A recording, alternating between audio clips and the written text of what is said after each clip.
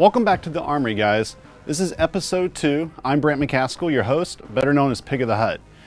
I cannot begin to tell you how excited I am about the response of episode 1. There's already been over 5,000 to 6,000 views on YouTube, tons of YouTube compliments, tons of comments, private messages, test your mic messages, YouTube messages. I really appreciate it. I was actually planning to do an episode once every 2 weeks, but because of the response, I really kind of gone out of my way to make sure I get an episode 2 to you guys. Let's talk about what's to expect on this show today. I have a special interview with Slips, formerly known as GGA Slips, but always known as the face of Scorpion. He's going to talk to me and the community about what are fundamentals, what are footsies, and a lot of other educational FGC topics that I feel like a lot of people kind of act like they know what they're talking about, but they never truly do. So hopefully Slips can help explain and clear up a lot of people's thoughts about what those topics actually really mean. ESL kicks off the preseason this Sunday night. This video will actually probably be uploaded Sunday night, so hopefully a lot of you guys are fighting it out right now on Xbox. And below, I'm going to go ahead and show you guys the link of where to sign up for the tournament. It's probably too late to sign up for the current tournament because, like I said, this video is probably going to get released Sunday night. But don't worry, it's the preseason. Upcoming episodes will always be a reminder for upcoming ESL events. We're big supporters of ESL. The Fatal 8 was amazing about a week or two ago. Outstanding fights. I couldn't get over how hype each match was.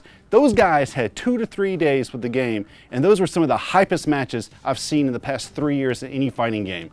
The match between MIT and Carl, down 0-2, switches stances in Inferno, arise the next 3 or 4 games. It was outstanding play and adjustments by MIT. And Carl showed you really, Perfect Legend I should say, showed you really that he's going to be someone to be feared again. The 2-time EVO champions coming back for more for Mortal Kombat X. Other things that we're going to talk about, the wake-up system. I'm sick and tired of hearing complaints about the wake-up system when people just truly don't understand how to use it in MKX. We're going to decipher that a little bit today too. We're going to have a little Quan video that I made earlier that shows that Quan has a lot of dirt in this game, so don't sleep on him because he's a sorcerer and you better watch out. You're going to fear him upcoming as more tech is going to be found with Quan. Everyone check out my YouTube, youtube.com/pighut. I uploaded a Kenjutsu guide variation for Kenshi. It's a very basic guide, just kind of get people's feet wet. And you have to understand that I'm learning this game too. So I'm kind of slow with the information I'm going to release about Kenshi because I'm careful what I say. I don't want to give you guys wrong information. I want to make sure it's about as correct as it possibly can be. Other things we're going to talk about this show is a key topic, a key question I got on Twitter, YouTube, Test Your Might all week from many different sources. Here it is. How do I get involved with the competitive Mortal Kombat scene? Well, the next segment that we're going to kick off is just that. I'm going to give you contact information for various, I've put together 2 pages of contact information of who you guys need to follow on Twitter, who you need to reach out yourself and follow on Twitter so you yourself can get started in the Mortal Kombat X and the whole fighting game community scene. Some things to note. You need your own controller. If you want to use a different pad that doesn't fit on that system, you are responsible for that converter. When you go to a baseball game and you play third base, you don't go there showing up saying, hey, yo, where's my glove? No, you bring your own glove. So it's the same thing to do with fighting game tournaments as well. Don't go to tournaments expecting that you can always borrow someone else's glove. Bring your own pad, bring your own equipment. Usually if it's out of state, you'd want to book hotel rooms. I'd recommend book with 3 or 4 other people to lessen the cost. I'm a big proponent of using your credit card reward systems and using those points to pay for future hotel rooms down the line. More on that later episode. I'll put together a nice little package to explain smart finances for traveling for tournaments. But let's kick it off. These are the people you need to follow ASAP for individual scenes to get involved. And these people know a lot about the local tournaments in each one of these areas and a lot about the majors across the United States, especially in their specialized areas.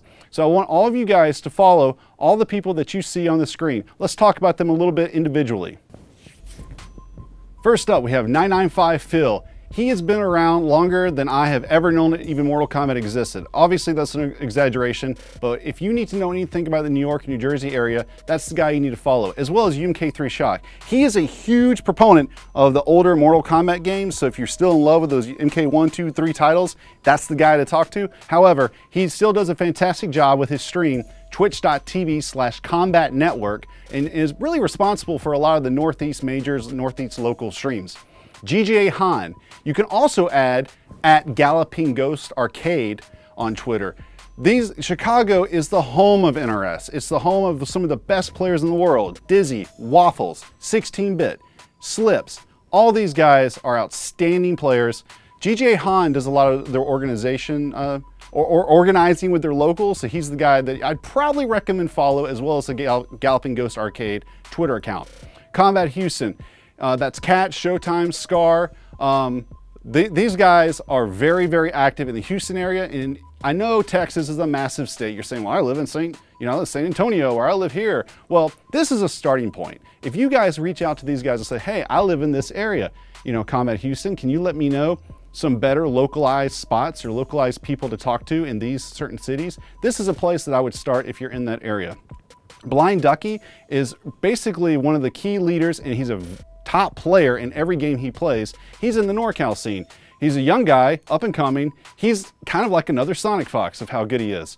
I would add him on Twitter and basically ask him, how can I get involved with the NorCal scene?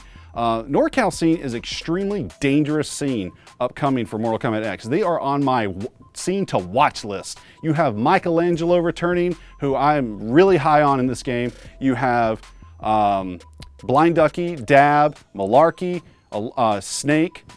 There's a lot of talent in that area. Oh, and let's not forget F-Champ, okay? In Florida, you got Katana Prime. This guy is, you can add him on Twitter for basically anything that you want scene related. This guy is a leader of the scene. I highly recommend him, but he specializes in Florida because, heck, that's where he lives.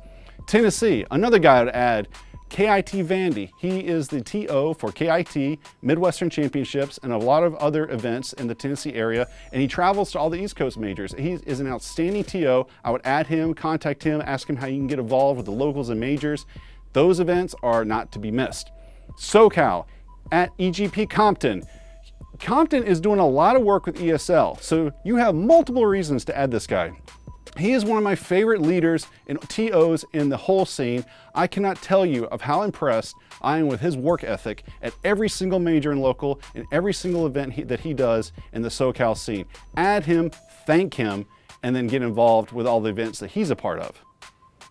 And let's look at the next page. We have King Hippo 42. Really, really good player in KI, Mortal Kombat, basically whatever game he applies the time to, that guy is a top player in. Also, another account to add in the Arizona area is at Morty Seinfeld. He knows a lot about the Arizona area. Him and his brother do a lot of work there. They've been in the scene for a long time, so that's another one to add. Oh, look who it is next. Me, at Bam Bam Guitar. I'm really, really knowledgeable about everything in the world, Australia, Europe, Georgia, Atlanta, Canada, whatever. Add me, and especially you Kenshi players, you better add me because I've got a lot of stuff coming eventually. ESL Online, like I mentioned before in the show, ESL is a major addition to the Mortal Kombat X community. $1,000 tournaments weekly.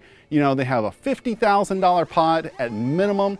A lot of people have not understood that $50,000 pot that happens for the finals of the ESL event can increase with every purchase made to that Sub-Zero, the DCL, the downloadable content skin that's available right now. Again, I put the link up earlier on the show of how to get involved with ESL Online. Please go there. I'm pretty sure it's free. I haven't registered yet, but I'm going to register today because I'm going to compete with all you guys on Sunday in future events. But ESL, be glad they're part of the community because we couldn't ask for anything better than them to be a part and show a lot of interest to us. And if you weren't impressed with the production value of what they put on about a week ago for the Fatal 8, then you're absolutely insane. All right, next on SoCal. I also put /online. Now, Alex Valle is not an online guy. I mean, he is, he plays online. He does everything. He is basically one of the godfathers of the entire fighting game community. If you don't have this guy on your Twitter added, then you are not interested whatsoever in the fighting game community. I put online next to it because he does a lot of Killer Instinct online tournaments, organizes fantastic events, well ran. He's exactly like EGP Compton previously mentioned. They kind of work together on SCR events. And SCR is coming up, so he's a good person to follow. But he's got online MKX tournaments coming up too, so there's no better time to follow him if you're not following him already. CEO Jabali. Jabali is consistently my favorite TO, one of my top 2, top 3 TOs every single year. He has a wrestling ring in his tournaments that the top 8 finalists for every single game play in. And of course he promotes, wants to get up there and have theatrics and pop off and stuff. He's also one of the coolest people I've ever talked to and hung out with. Please follow him for all things Florida related, as well as at Katana Prime. Virginia, Mr. Aquaman. He is a first-time TO for a major event called the Commonwealth that's happening, I believe it's the first weekend, June 6th. Don't quote me on that. Look at your calendar, whatever that Saturday is, Friday and Saturday. He is the TO of the Commonwealth. He is doing a lot of outstanding work, online, offline. He is also the leader of the RM clan. Very, very active in the scene. Follow him for the Virginia area and actually in the entire East Coast. He's just a great leader and leader to follow for everything competitive gaming. East Coast Majors at Shin Blanca. He is the TO of Final Round. He helps Big E Gaming. That's another person you should follow, at Big E Gaming. All the East Coast Majors, East Coast Regionals, the Fall Classic, NEC. Very active in the fighting game community. He's been hosting TOs longer than I've maybe been alive. That's not true, but he's been doing it for a very long time. Canada. Canada's huge. I know I just can't give like one name for Canada. I know I have all these scenes and states and stuff, and I just got Canada. Sorry, it's not me not showing love. I just think at Shujinki Dink is the best person to put up there because he's the most knowledgeable of the entire country. So I would add him, and I'm going to put the whole responsibility on him. So if you're in Canada and you want to find out more about how to get involved in your locals and regionals and majors, please follow him. Now remember, at all these events, you got to bring your own controller. You can expect to pay about a $5 to $10 venue or competitive fee. There's cash prizes. It's a lot of fun. Even if you go there and you get bodied, you lose, you go 0-2, I'm telling you, the experience is worth the whole entire thing.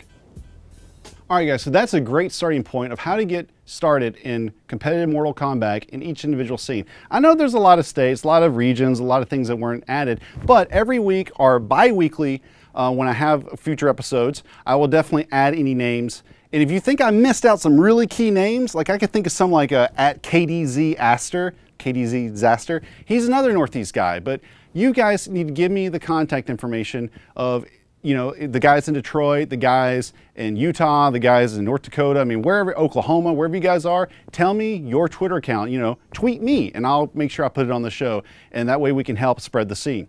Now, something I want to talk about is we're getting into some nitty-gritty stuff here. I have an interview coming up that I want to show you that I talked with Slips last night about what is fundamentals, what are footsies, what's a mix-up, what's a 50-50, what are the differences? Is there a difference? We're going to get to that in a second. I want to go ahead and take some time and talk to you guys a little bit about frame data.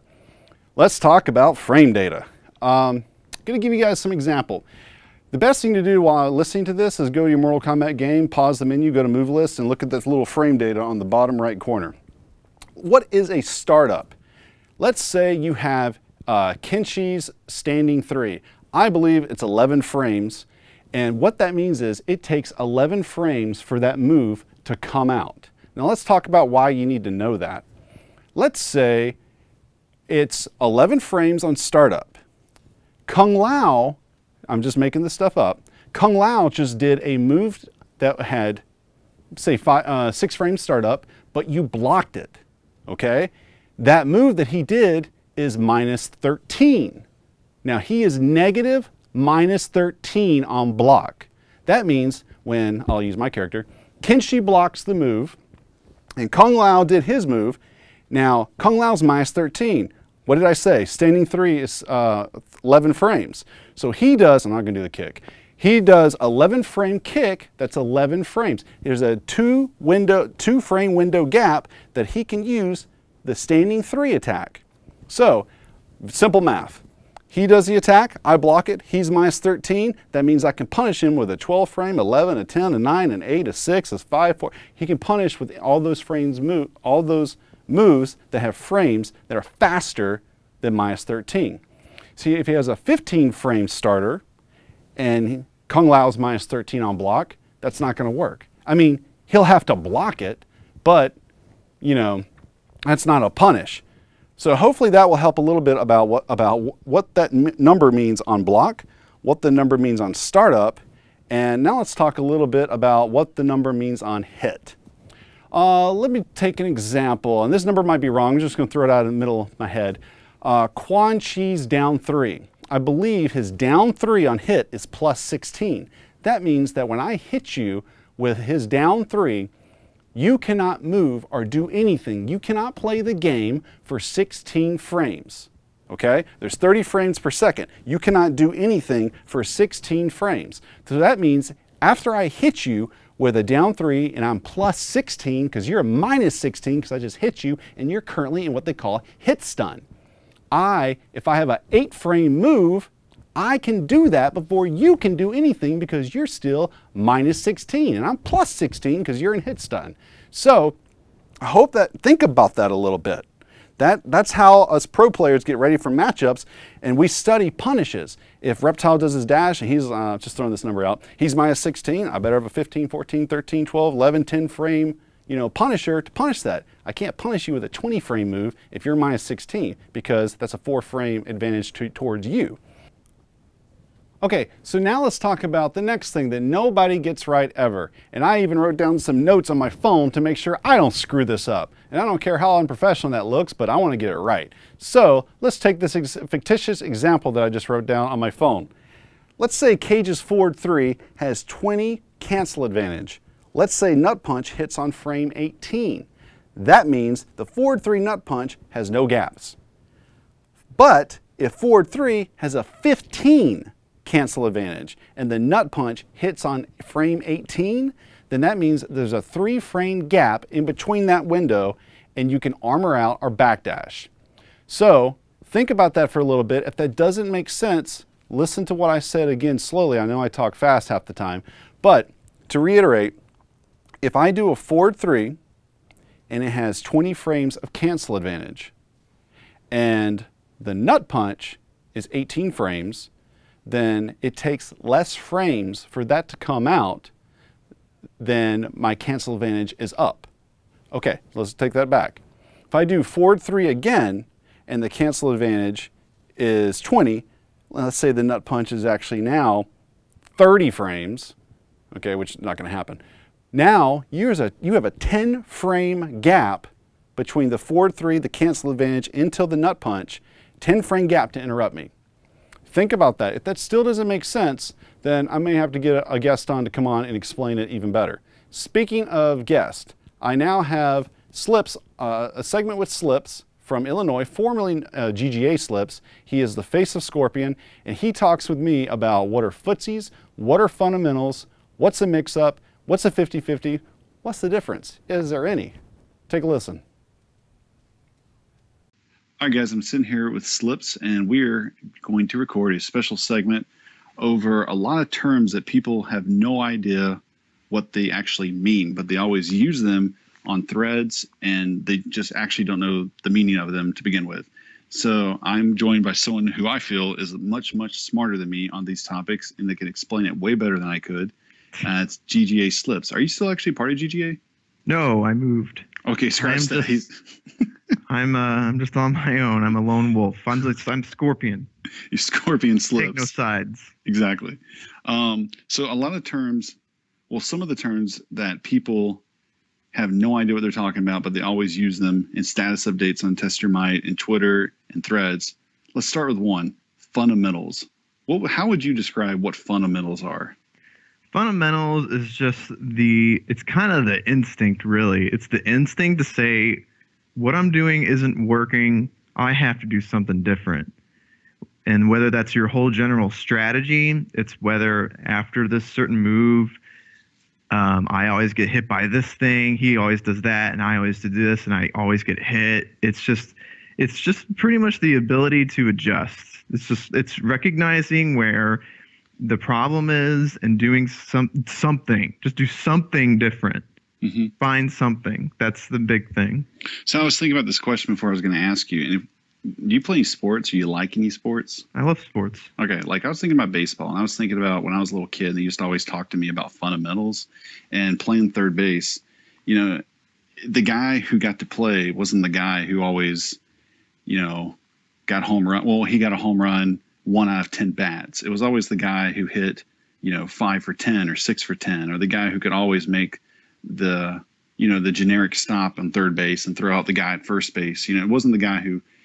What I'm trying to compare it to is when you go to YouTube and you see all these people and they're like, look at my 55% combo, look at my 60%, 70% combos. I mean, yeah, they have the flash, but probably they're not working on the fundamentals. It's a good analogy, yeah. And that's like the generic of the everyday actions, the everyday things that you have to do on the baseball field to win the game. It's not about like hitting this big, awesome combo. 50% or 40%. Yeah, home run. No, it's about understanding the game. It's a great analogy. It's about understanding the mindset of the game. It's about knowing the techniques that work best.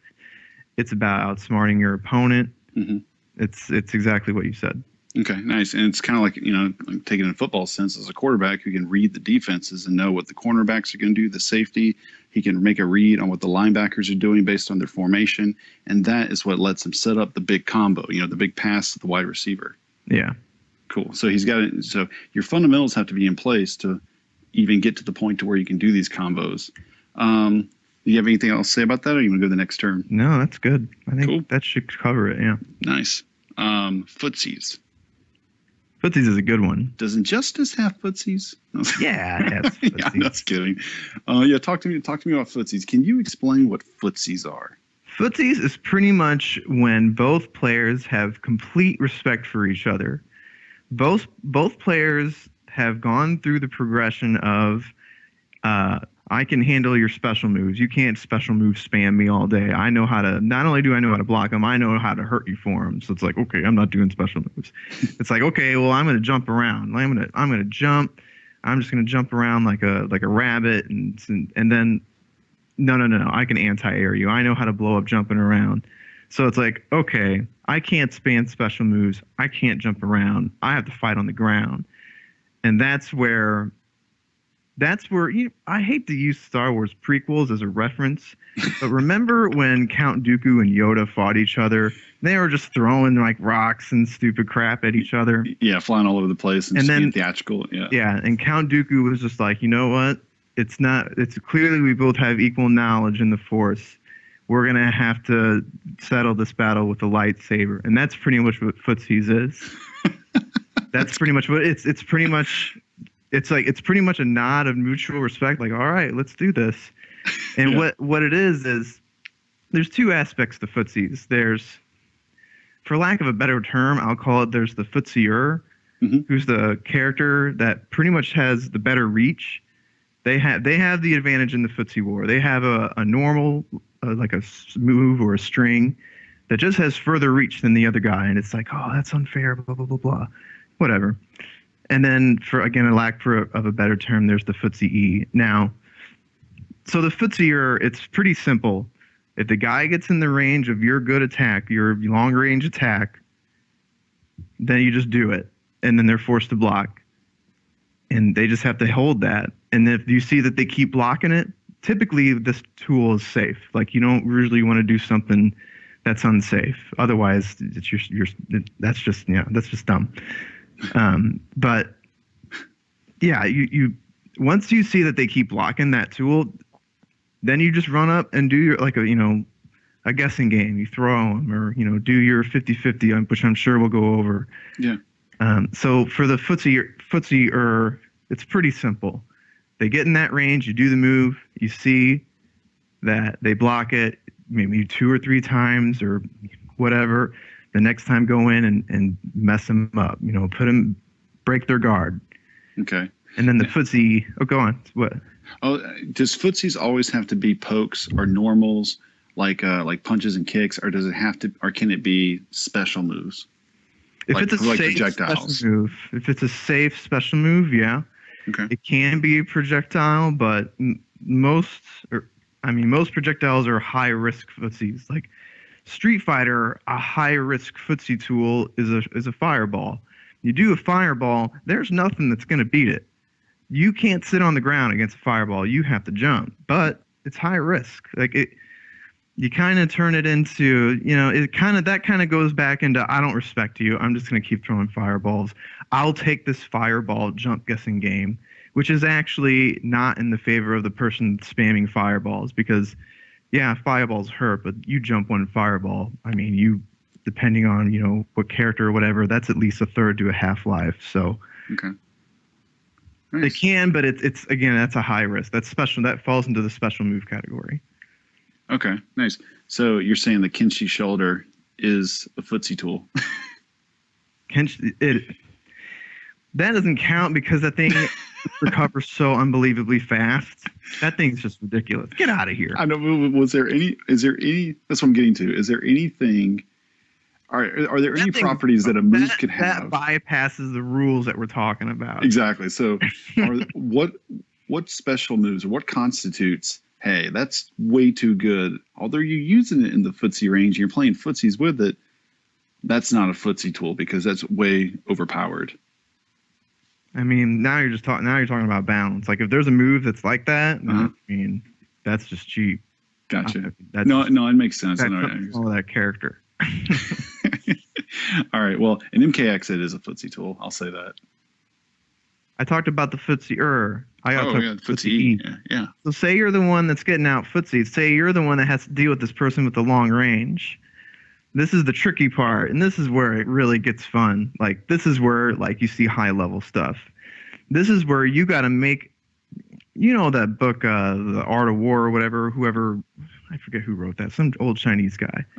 Says all warfare is based on deception. And you pretty much want to make that person think that you're going to go in that range for their poke or their long range move.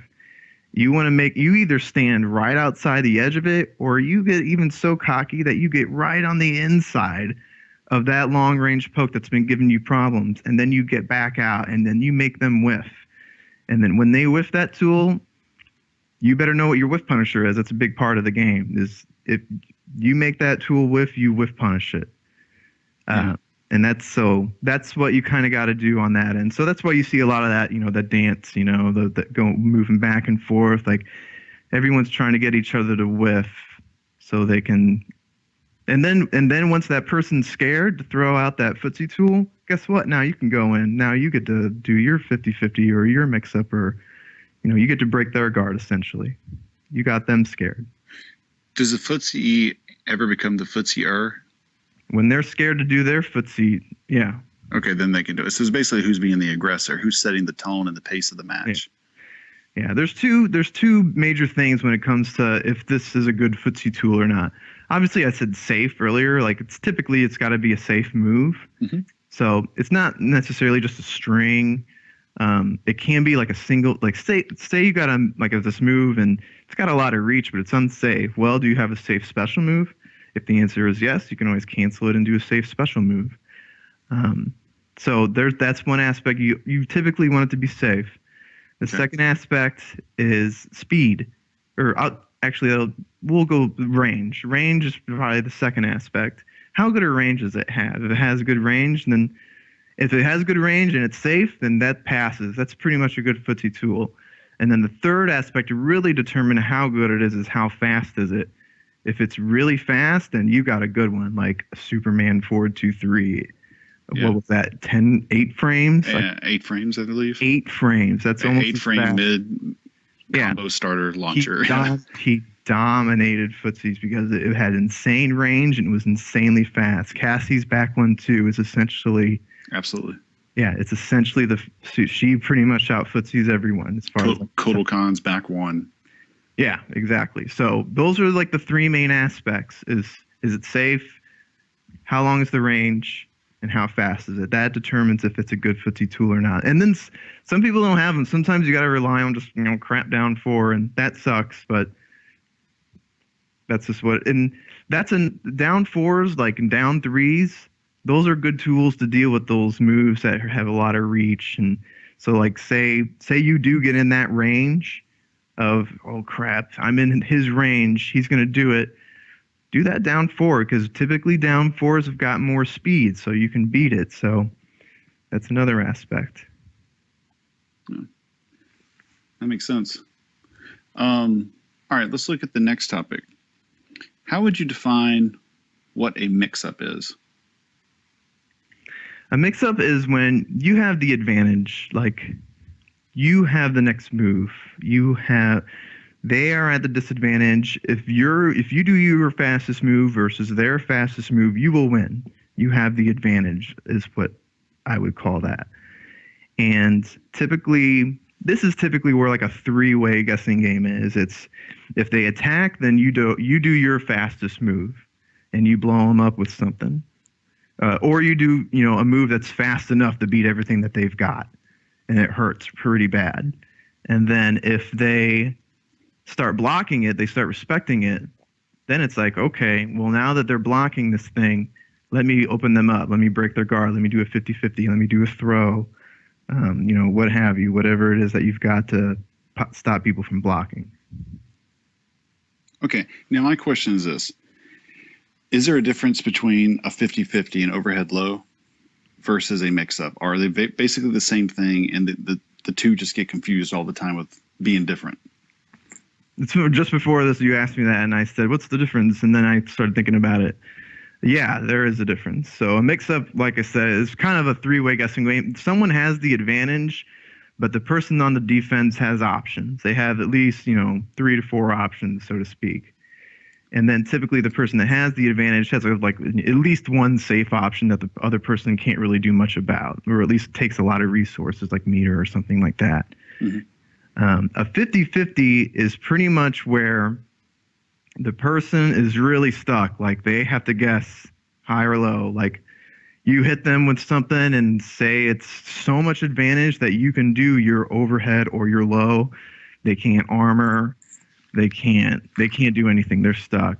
Or it got to the point where you got them so no. A 50-50 is pretty much it's either A, they have no option but to guess, or B, you've conditioned them good enough that they are going to guess.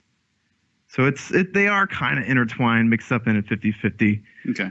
So they are kind of somewhat the same. The 50-50, I'd say, is the main thing that you are going to use to break someone's guard, whether it's hit, throw, overhead, low. Okay. So is it safe to say, like, if I did a jump and punch and an MKX, if I went for a throw when they're expecting me to go for an overhead or low, which is a 50-50, would it be fair for them to say, yeah, he mixed me up with a throw on block? Yeah, I guess that's true. Yeah, you could call it that. That's if they're locked in a 50-50 and you go, I call it the A side. The A side's your bread and butter. Like, this hurts. Like, this is your best risk reward, or this is your highest damage mix up. Mm-hmm. And that's what they're looking for. Like, they're looking to fuzzy guard that. But then you go to the B side, like a cassette tape. Yeah. Like, man, I love the A side, And then the B side's like, all these secondary songs. These kids don't even know what we're talking about right now. But the B side is just like, it's not quite as good, but you're not expecting it, like a throw. It's only 12%, whereas like, an overhead low mix-up can be like 30, 40% or something like that. Okay. Yeah. Yeah, because the way I always looked at it is, like, to take the MKX reference, is when you do a jump and punch, and if I go for a back 2, which is an overhead, or a back 3, which is a low, and I hit them with either one, then their response should be, he hit me with the 50-50. Hit me with one of the overhead or low options. But if I jump in and then do a standing one that's 0 on block and immediately go into a throw, and I don't even get to that 50-50 part. Like, for example, if I do jump in 1 and then do standing 1, 2, and the 2's an overhead, versus jump in 1, 1, 3, and the 3's a low, that's a 50-50. But if I do jump in 1, standing 1, throw, then it's fair for them to say, yeah, he mixed me up with the throw instead of going for the 50-50. Okay. And another way I look at it is, if we're taking justice for a second, like if Zod does a back forward 3 move, the push, and Martian blocks it, then his options would be dash forward down 1, standing 2, or a teleport, just something. But if I'm reading that, Is that if I'm reading that he's going to do a physical attack and I parry him, is that a read or a mix-up? I'd say that's a read. Okay. You're at the disadvantage, and you read his offensive maneuver. Okay, gotcha. All right, that makes sense. I was just trying to clear that up for everybody because I know that people are going to say, what about this? And what they're talking about are reads half the time. All right, so let's talk a little bit about the Wakeup system in MKX.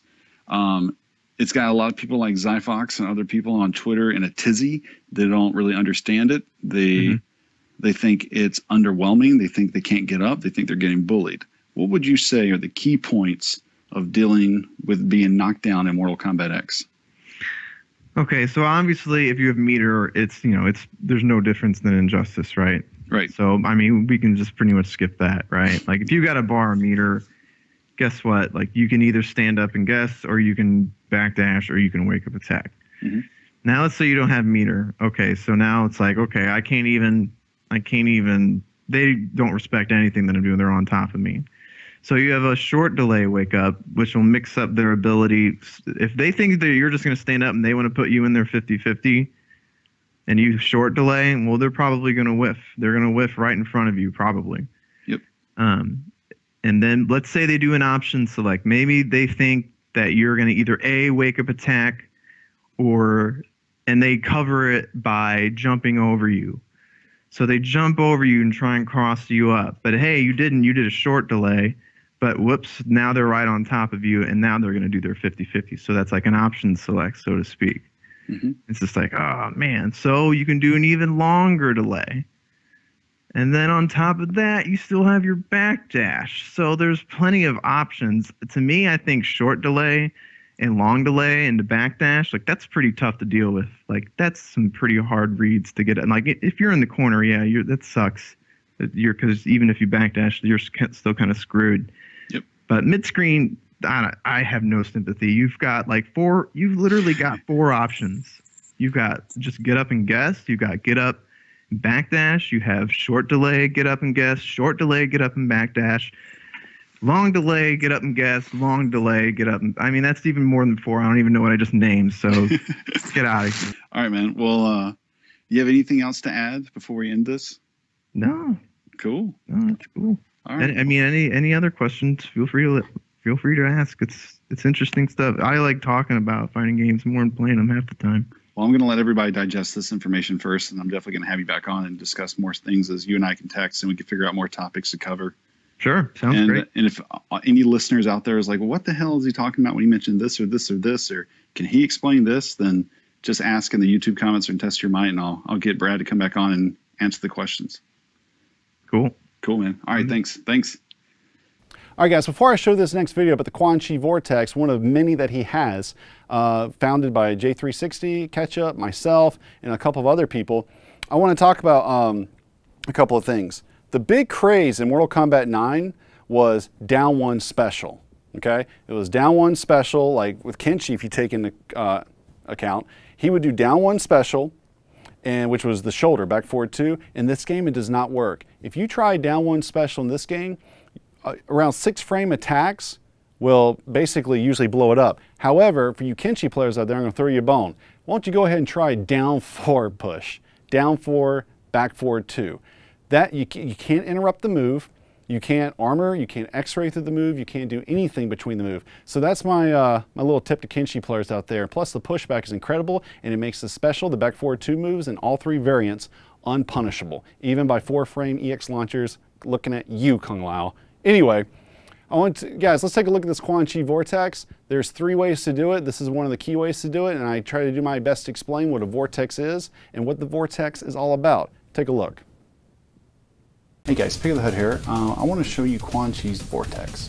A vortex is when you just did a combo on your opponent and it leaves them in a stunned state where they cannot move first. However, you can move. Now, a vortex is created when you're at more frames of advantage that grants you the chance to do a low or an overhead, which is called a 50-50 mix-up. Now, I don't like using 50-50 mix-up in the same sentence, but it's basically a coin flip if I have to block high to block the overhead or block crouching to block the low.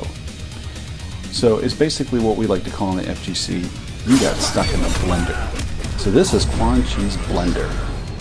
Basically what happens is anytime he ends a combo ending in trance, whether it's a 20, 30, or 40% combo, he can basically down 3, and he's given enough hit stun on the down 3 to guarantee a back 2 overhead, a back 3 low, or a neutral jump instant 2, which basically gives him another combo at minimum 22% that I found, and I'm not even a Quan Chi player. You guys are going to find like 30 or 40% combos that are going to repeat itself in the same situations with Quan Chi. Give the Vortex a try. If you have any questions, post in the thread. This Vortex should be completely credited to J360. He is the one who found it. I'm the one showing it.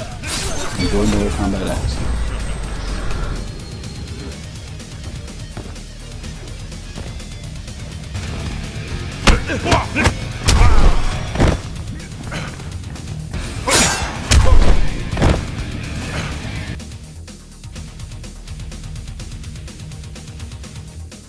I want to take this time to thank Slips for joining me and spending time to explain to the community on what these terms are, because I think they're very essential to the fighting game community and excelling to yourself as a player. Now, something that I want to talk about, there's 2 things, really key things, that I hope everyone is still watching, still listening. I hope this isn't too long, but this is very important. When you go to tournaments, everyone's always concerned with, oh my God, are we playing the current patch? Are we playing this current version of the system? Well, NRS has gone the extra mile, and what you can do on every Xbox and PS4 and even PC, there's no tournaments on PC. However, I digress. You go to the gameplay, on the main menu, there's a gameplay area. You click on that, you can look at the bottom right corner, and we should be right now at 1.01 version. That's the day 1 patch version. The unpatched version from the leaked copies were 1.00. The day 1 patch came out, it was 1.01. You can find that on the gameplay selection on the main menu screen of Mortal Kombat X. That lets you know that whenever you go to a tournament, if the system and the game you're playing on is patched, you don't have to go to practice mode and check if this move has this properties or these properties, or was this move updated. You can simply just go to the gameplay area on the main menu, look at the bottom right corner, and you can see the version number. Now, something else I want to talk about. This is extremely important. There's been a lot of talk on this show about frame data. Let's talk about this. When you go to the moves list, I have found, don't get alarmed, 90 to 95% of that frame data is absolutely wrong. Don't freak out. This is extremely normal. First of all, let's take a moment to thank NRS for going the extra mile to provide us data like startup, on block, on hit, cancel advantage, all the frame data that's on there. However, it's still a work in progress. What I can tell you is, just like Injustice, it was the same thing. When Injustice frame data came out, there was moves like Hot Girl's, what is it, back forward 1, where she did the mace hit or whatever. It said minus 55, when in reality it was minus 5. So, but you know what happened? On the first DLC release, they had also a frame data update, and about 90 to 95% of the frame data on the first DLC release was completely retooled, reworked, recalculated, and computed, however they do it on their systems. So what I'm telling you is this. I know a lot of you people are PMing me on testyourmic.com and YouTube and Twitter and saying, hey, you know, Pig, this isn't minus 15. I can't punish it. I'm trying to punish it with a 4-frame move with Kung Lao's EX Spin and Tempest. It says minus 15. Am I stupid, or cannot punish? No, you're not stupid. Here's the deal. Like I said, the frame data is wrong, but I can assure you, just like in Injustice, these guys know it's wrong. It's a work in progress. They're gonna have it fixed. Take a moment in time and just be appreciative that you don't have to do all the hard work by yourself. They're doing it for you. Give them time. They're gonna get it right. It's gonna be 100% correct. I guarantee you, like it was in Injustice. So I wanted to say that real quick. So I think the first DLC, they haven't said it yet. I think it's either Tanya or Jason. When one of the DLCs come out, why don't you go ahead and take a snapshot of your DLC right now, or your patch data right now, or your frame data. After the patch, look at the frame data, and you'll probably see I'm right. I bet it'll get fixed soon. Anyway, just keep that in mind. Be hopeful. The next thing I want to talk about is the wake-up system. A lot of people in this game, just like Slips and I talked about, are not really understanding the wake-up system. There's no invincibility. You can't do a wake-up move on invincibility. I like it, this example shows that Aaron Black is, I can hold down and block and stay on the ground and see what he's going to do to me on knockdown. Like, I want to lay on the ground and look at what his knockdown pressure is. This is where matchup knowledge is going to come into play in Mortal Kombat X. You have to know every string your opponent can do. You have to know every single one of his options when you're knocked down. So the best thing to do is you can either wake up with an armored attack and try to wake up and pop him up like an armored launcher. Those have invincibility because they have armor. You can't do normal wake-up attacks, as you see in the video here, because you'll get stuffed every time. Look at the bottom left corner. We see where it says wake up? Yeah, that's not happening. I'm getting blown up. So what you notice I'm doing in the next example is I'm laying down, I'm taking the overhead and the low, and you can armor out, you can backdash the follow-up because the backdash has invincibility frames. So that's how you get up in Mortal Kombat X. Please test these things and try these things before you hit Twitter, Zyfox, before you hit Twitter and start complaining about it. Keep in mind, guys, this is like day 4 the game's been out. Stop acting like you know everything, we know everything. I don't know everything. I'm still learning things myself. That's why I'm not posting matchup numbers, because that's ridiculous. We're 4 days in. This should be the time in the game where we enjoy the game. We are learning the game. We're helping each other. We're discussing. It's not the time to go to Twitter and say, oh, I mean, this needs nerfs, this needs buffs, I can't wake up, blah, blah, blah, life sucks. It's not the time for that. Another thing that I want to talk about is I love the break. I love watching the break. But let me tell you something. You guys have got to get your the commentary correct. I do not want to join in on the first week of the game's release and listen to locals and hear commentary where people are talking about this needs to be nerfed, this needs to be buffed, this character's OP, this character sucks, because we don't know that. It's way too early to be making exclamations like that. What the commentary needs to be focusing on right now is the narrative of the game, the narrative of the players. Oh my God, first time we see heroic legend CD Jr. Versus KDZ, Evo Champ versus Evo Champ, the first time in history. Why aren't we talking about that narrative? Whereas we're talking about this character needs to be nerfed, this character needs to be buffed, I hate my character, this game's wake-up system needs retooled. I mean, we don't, to focus on the tournament and its narrative. It's very exciting. Can you imagine watching a football game with, you know, John Madden, who hasn't commentated in 10 years, Chris Collinsworth or Al Michaels coming out saying, yeah, we need to work on these rules, and, you know, I don't know about I don't care to talk about the matchup happening right now, but I just want to talk about this part of the game I don't like and this part. No, they don't do that. They stay professional and they talk about the narrative on the field, the plays happening currently, and stay focused on the material. What you can do is I bet the upcoming tournaments, like the Shang Tsung Fight Night, take a look at their commentary. I expect their commentary to be good. And if you know what, it's not good, I'm going to blow them up too. So everyone get their act together in the commentary, because we need to educate people and entertain people and not give people a reason to panic or worry. All right, so guys, that is the final segment of the show. I know it's been me on a lot of talking. Hope you guys enjoyed it. Hope it's been informative. I'm still retooling the show. I'm still working with the set here. I'm still going to be adding a ticker bar. There's a lot of things going on in progress. Like I said before, this is the second episode, and I plan to do an episode every 2 weeks. But the response was so great, so positive. There's a lot of topics like I covered today in this show that I just wanted to get out, and I just wanted to get it out there and just, you know, focus on episode 3. Now, episode 3 will probably be 2 weeks away. I want to wait until after Shang Tsung Fight Night and Northwest Majors. I want to get some nice guests on here. I want to finish up my set. I want to have some time to finish my house, and I want to take your suggestions. I'm going to work on new graphics. I'm going to work on a lot of things that you guys are tweeting me about. Keep it coming. I'm listening to everything you guys tell me. I appreciate you tuning in, and retweet it for me, guys. And I'll see you guys next on episode 3 of the Armory.